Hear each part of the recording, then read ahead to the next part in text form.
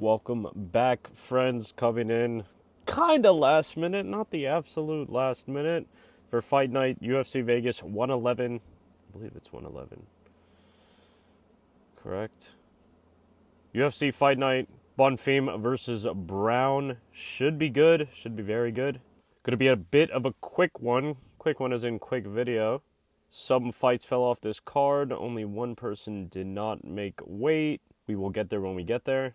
Prelim opening fight, Jackson McVeigh versus Zach Reese. Zachary Reese, interesting one, because if you've watched this channel, actually, you might be expecting the Zach Reese fade. Don't get it twisted. I actually think Zach Reese is still overhyped. I really want to go with Jackson McVeigh here, but I am going to go with Zach Reese. I'm going to go with Zach Reese by the round 1 KO TKO just because I think that's the expected outcome that is most likely to happen. Jackson McVeigh, though, it's good to note here. Man was already training for a fight. Zach Reese is taking this fight on short notice. Something to note. Man was initially fighting Robert Valentin Frey. Talking about Jackson McVeigh here. That fight fell out. Zach Reese steps up to save the matchup. This is a catchweight bout at 195 pounds. So I'm actually going to give it to Reese. Despite McVeigh... God, see, I really want to fade Reese here. I think Reese is overrated, honestly. Legitimately overrated. But we are going to go with him. Not going to think too hard about it. Zach Reese by round 1 KO TKO DQ. Moving on to a fight that I'm extremely hyped for. Talking about Miles Johns versus Daniel Sancora. Marcos. Daniel Marcos. Fucking fire, bro. The real Peruvian prospect. Probably the best active Peruvian fighter right now. Above Claudio Puelles. You heard it. 100%. Daniel Marcos is actually nice like that. I think the odds were kind of crazy on this one initially. I have peeped the lines moving. And we peeped the lines moving for a couple of these fights. And that's not even to mention, like, just the scandals in general right now. I'm still working on the gambling video coming soon because that shit is crazy, I think. Spooky. Not to say I uncovered things that other people didn't, but maybe I did. I got some screenshots of some people's Twitters before they got the chance to wipe shit, but I digress. Miles Johns versus Daniel Marcos. Miles Johns really isn't that bad either, but I think Daniel Marcos is straight up better than him. Daniel Marcos is legitimately nice. I think it's kind of problematic. People might remember, I believe it was the Davy Grant. The Davy Grant shit people said was kind of spooky. That was 2 years ago now. Arichi Lang, unintentional groin strike. He was literally killing Arichi Lang before that happened. John Castaneda, that was calm. Adrian Inez, that shit was still kind of calm. Montel Jackson, that's tough, but I'm expecting Daniel Marcos to come back. Actually forgot man fought Montel Jackson, who just had a shitter of his own recently. Miles Johns been fighting some tough-ass dudes, in Felipe Lima and John Matsumoto, young prospect John Matsumoto. That was a tough fight. Go with who I think is the more technical striker here, the more technical fighter, which is Daniel Marcos. And I feel the round 2 KO TKO. Just feel it. Just vibes. Some of these picks are vibes weekend. Kind of a vibes pick right here. Tisha Pennington versus Denise Gomez. Going with Tisha Pennington. I just like the experience. I like the recent performance. I like the activity from Tisha Pennington. That's not to say that Denise isn't active herself, but I don't know. Damn, I actually forgot that she KO'd Elise Reed, but fuck that. Win over Karolina Kowalkiewicz, that's not bad. The Eduardo Mora shit, I'm trying to remember if that was a robbery or not. Game packed out by Angela Hill. That's the thing, actually.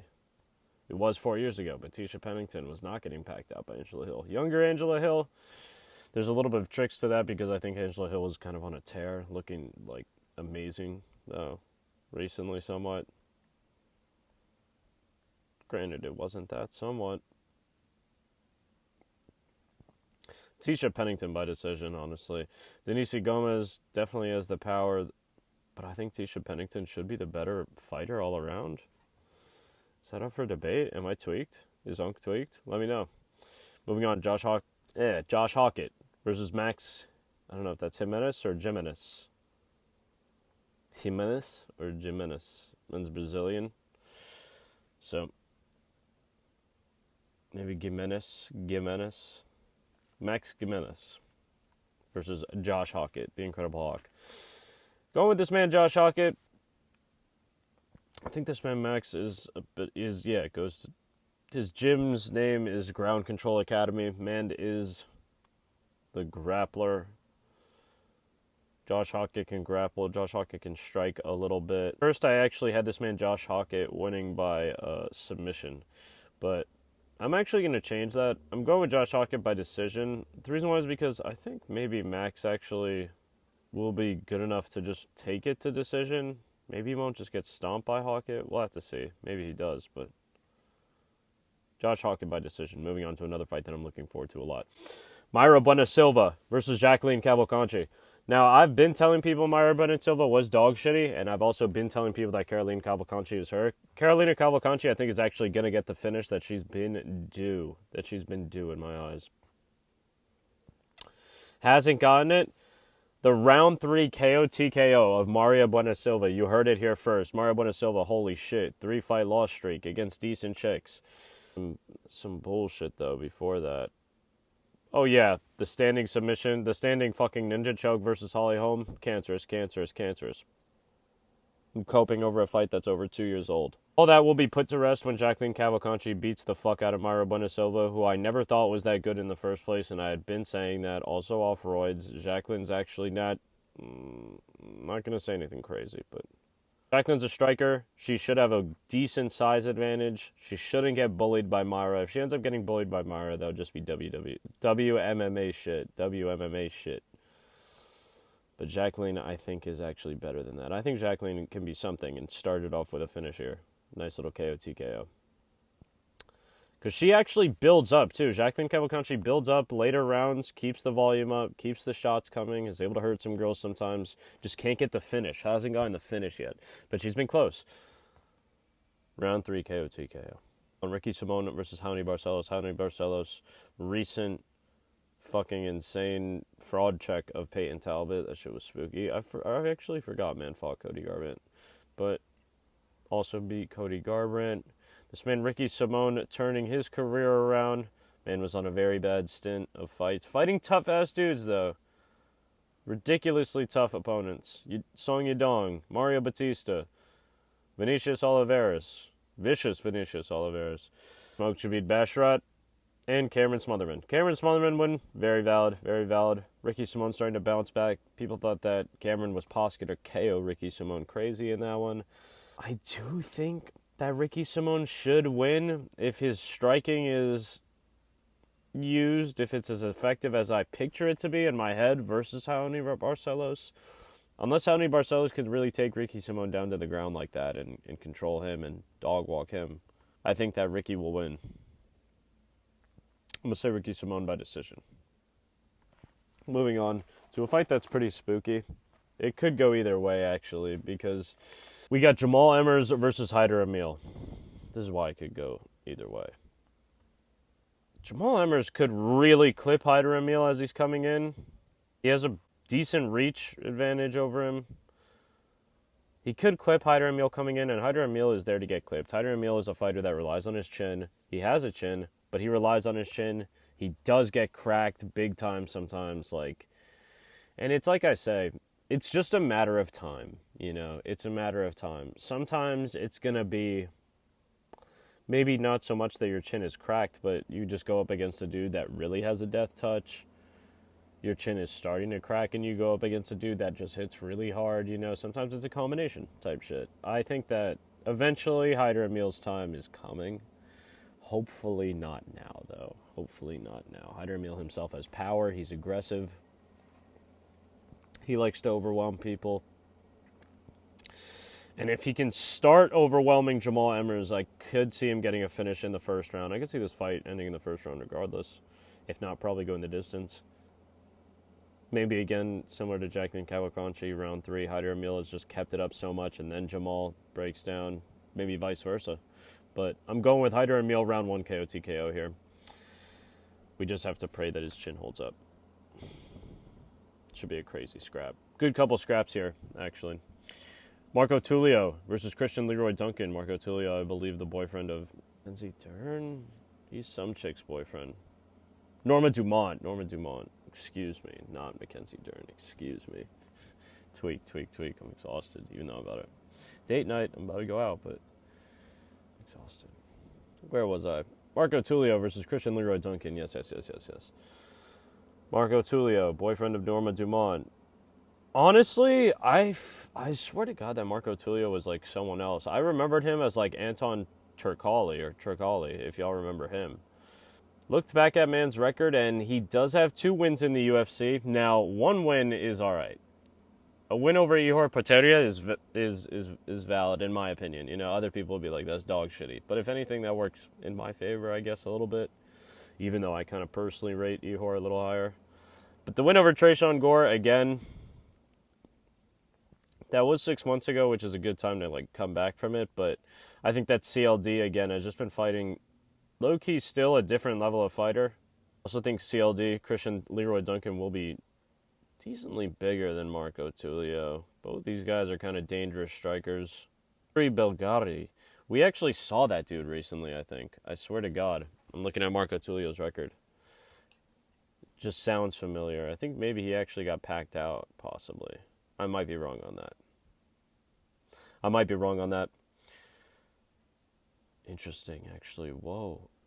When I saw the odds, I was also confused. I mean, maybe I'll still be confused. Maybe I'm really misremembering Marco Tulio, but I'm surprised that Christian Leroy Duncan is not the favorite. I'm surprised he's the underdog. And I'm surprised that more people in Tapology aren't picking him. I'm going with Christian Leroy Duncan by round 2, KO TKO. Moving on. Ismael Bonfim versus Chris Padilla. Ismael Bonfim missed weight. The only fighter to miss weight, I believe. Versus Taco, Chris Padilla. This one actually, I've went a little bit back and forth on, but I've settled on Chris Padilla. I'm actually going by decision here. I don't know if Chris Padilla... I think Chris Padilla definitely could get a finish. But Chris Padilla on a 5-fight, maybe even more than that. But decent win streak. The sub over Hame Yontop made me sad. Just because I kind of fucked with Hame Yontop. Win over Angju's valid. And the split decision over Jai Herbert, still, like, that Jai Herbert is good, you know.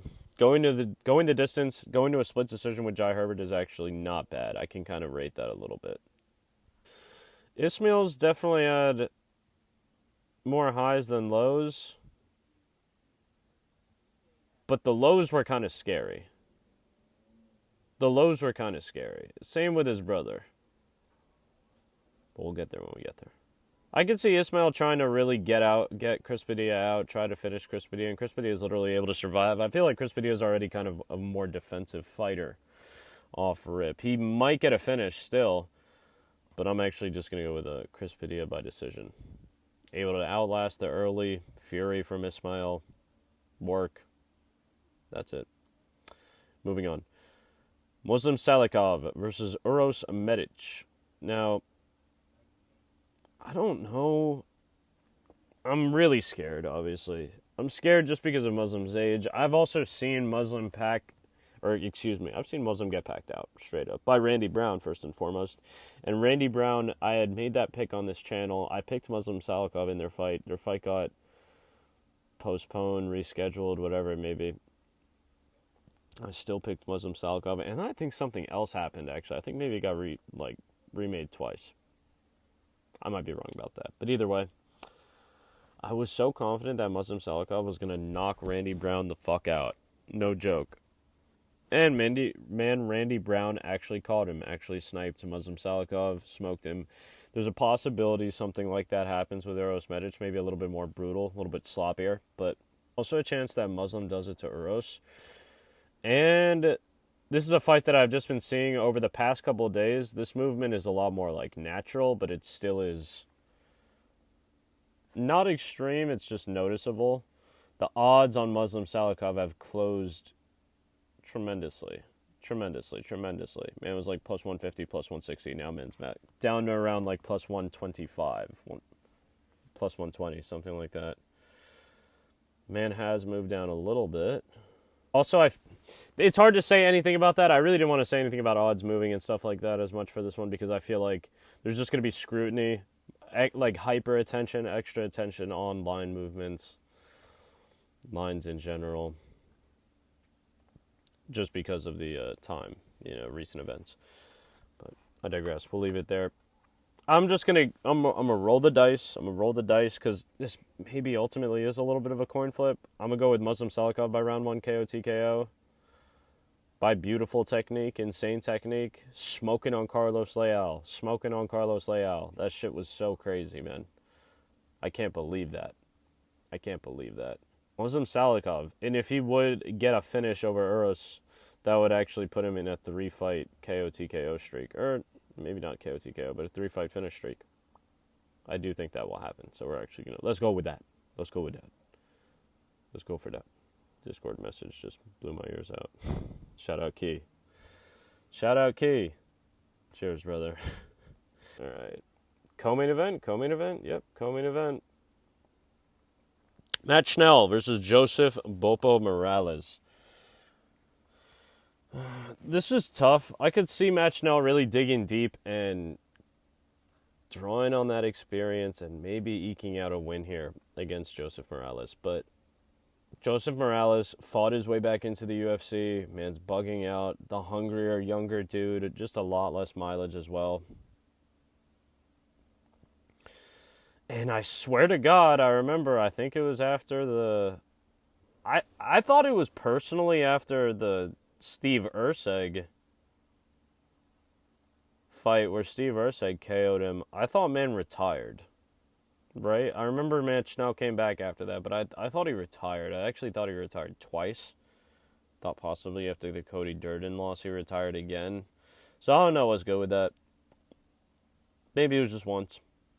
Obviously, it's like, man can do whatever the fuck he wants. I'm not saying he should have stayed retired, but what I am saying is that Morales, I think, is looking to really finalize the breakout using Matt Schnell.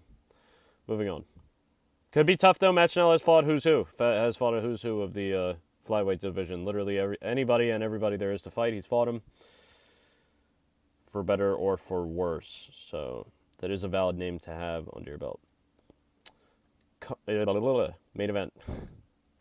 Gabriel Bonfim versus Randy Brown. Randy the Rude Boy Brown, man. Some of you may know, I've been a Randy Brown hater, right? It's just unfortunate. One of my favorite times was JDM packing out Randy Brown, because that's like the perfect way it could have happened, too. Randy thought he was nice, he was taunting, he was slipping some shots, he slipped like 2 or 3 punches type shit. Then man tried to hit the lazy pull. Got caught crazy against the fence, back shots galore. Finished brutally, shit made me bite my lip, the whole 9. Now, man, more often than not, though, to his credit, has won his fights. He does his thing, and sometimes racked up a little highlight to go along with it. Again, this is actually a case where I'm going to cut a lot of the other shit that I was going to say out, but this is just the case where I'm surprised that Randy Brown is the fucking dog here. I'm so surprised, man.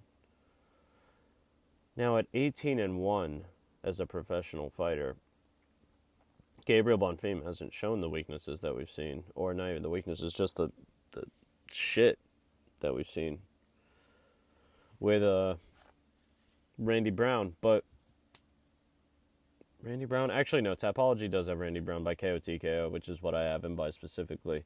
But don't think that Gabriel Bonfim is really built for a dude like a Randy Brown, who might be just aggressive in split seconds, but then mainly on the defense, clipping you. Gabriel Bonfim trying to come forward, set a pace, dictate the fight.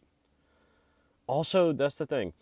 Gabriel Bonfim isn't a tiny dude at 6'1" with 72.5-inch reach, but Randy Brown is just a big dude at 6'3" with a 78-inch reach. 78-inch reach goes a little bit crazy. I'm fairly confident in this one. I actually thought all of these picks were somewhat natural. There is reason to go back and forth on a couple of them. Don't get me wrong, but I think that's pretty simple. Again, sorry for my lower energy if this video just seemed a little tweaky. Those are the picks. Want to get the picks out there. Slack this week, school, and extracurricular activities. Thank you for watching. Subscribe. More content coming soon. Gambling video coming soon. Gambling video coming soon. Y'all thought Isaac Dolgarian versus Devalier was fucking rigged? Y'all thought Cedric Dumas versus Dante Johnson was rigged? Oh, that's not me shaking my head. No, I'm just like, that's like a guy tweaking out. Like, what? What's going on? What's going on? But anyways, stay tuned. Thank you so much for watching. Like the video if you like the video. Dislike the video if you dislike the video for any reason. Just let me know in the comments why you dislike it. If you disagree with my picks, agree with my picks, let me know. Let me know your thoughts on the card, on the betting scandal even, whatever. I love reading the comments, responding to comments. And I will see you on Saturday. We will always be here on Saturday, Smoky Hours Fight Companion, which is tomorrow. I'll see you tomorrow for the Smoky Hours Fight Companion. Watching all the fights, betting on most of them, smoking big gas, getting crazy, coping, seething, chatting, swearing. I went on holiday by mistake. I'm about to go on holiday by mistake. I'm about to go on holiday by mistake. Again, thank you for watching. Much love. Big kiss. I'm going on holiday by mistake. Rare ending.